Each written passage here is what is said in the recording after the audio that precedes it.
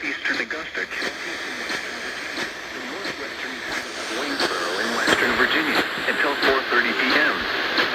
At 3:46 p.m., a severe thunderstorm was located over Stanton, moving southeast at 2 miles per hour.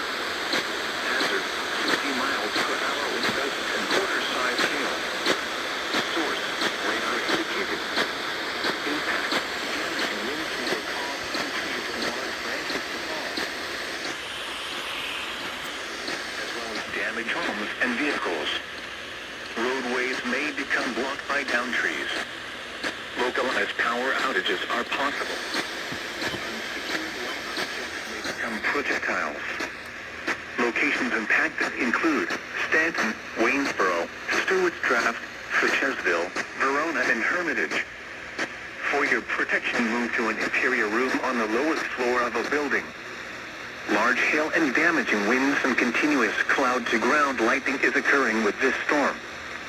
Move indoors immediately. Lightning is one of nature's leading killers.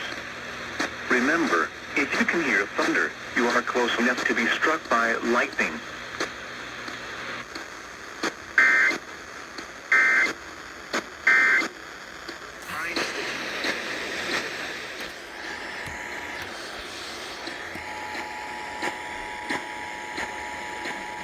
The National Weather Service in Sterling, Virginia has issued a severe thunderstorm warning for north central Nelson County in central Virginia, southeastern Augusta County in western Virginia, the city of Waynesboro in western Virginia, until 4:45 p.m.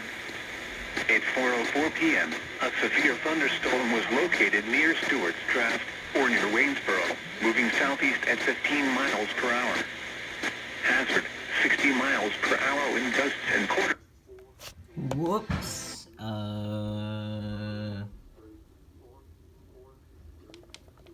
So WWWV.